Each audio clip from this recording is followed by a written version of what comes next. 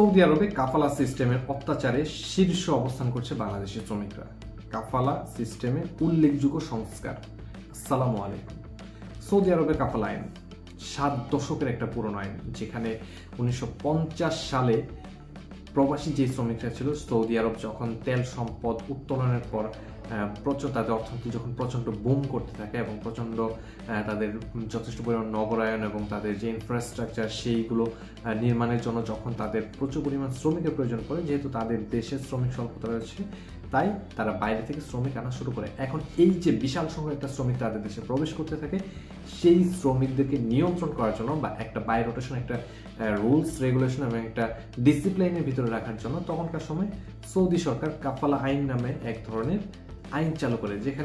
এখানে কাফালা আইন বলতে বোঝানো হচ্ছে যে যেটা আসলে স্পন্সরশিপ। কাফালার অর্থ হয় স্পন্সরশিপ বা পর্যবেক্ষণকারী বা পৃষ্ঠপোষক যারা রয়েছে। এই আইনের অধীনে বলা হয় কি যে বিদেশি যে শ্রমিকরা আসবে তারা সৌদিতে এসে যে কোনো একটা কাফালা বা যে কোনো একটা সংস্থা বা একটা ব্যক্তির নিয়ন্ত্রণের থেকে সৌদিতে কাজকর্ম পরিচালনা করবে।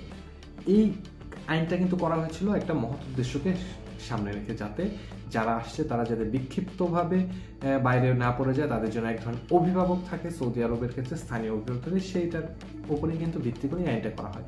কিন্তু সময়ের সাথে ধীরে ধীরে এই যে যারা কফিল ছিল বা যারা কাফালা তখনকার সময় পরিচালনা করতো, তারা এক ধরনের অত্যাচারী হয়ে ওঠে এবং এটাকে তারা এক ধরনের আধুনিক দাস প্রথাতে পরিণত করে। তাদেরকে কাফালার অধীনে থাকতো তাদেরকে অমানবিক নির্যাতন করা, তাদের পাসপোর্ট কেড়ে রেখে তাদেরকে বিনা বেতনে কাজ করতে বাধ্য করা, যারা বিভিন্ন নারী শ্রমিকদের উপর বিভিন্ন ধরনের অমানবিক নির্যাতন করা, এবং এছাড়াও অনেক ধরনের অপরাধ তাদের দ্বারা সংগঠিত করা হতো। এবং কাফালা আইনের অন্যতম একটা বড় এবং খারাপ দিক ছিল যে এই আইনে উল্লেখ করা ছিল কোনো প্রবাসী শ্রমিক তার কাফালা বা কফিলের অনুমতি ব্যতীত স্থানীয় কোনো প্রশাসনের সাথে যোগাযোগ করতে পারবে না। এই কারণে তারা নির্যাতিত হওয়ার পরও দেখা যেত যে তারা তার প্রতিকারের জন্য স্থানীয় প্রশাসনের কাছে বিচার থেকে শুরু করে বা সালিশ থেকে শুরু করে কোনো কিছুই তারা আসলে করতে পারত না।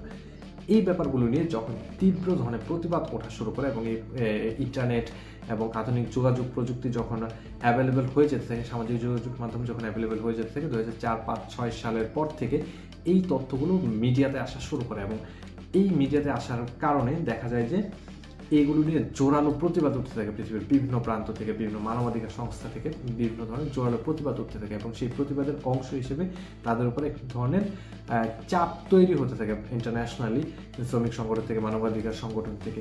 এর ভিত্তিতে 2025 সালের জুন মাসে সৌদি আরবের বর্তমান যিনি ক্রাউন প্রিন্স রয়েছেন মোহাম্মদ বিন সালমান, তিনি তার যে ভিশন 2030 রয়েছে সেই 30 আন্ডারে তিনি এই কাফালা আইন পরিবর্তনের এবং এক ধরনের ঘোষণা দিয়ে দেন, যে বলেন যে এই আইনটা তারা উল্লেখযোগ্য সংখ্যক পরিবর্তন করবেন।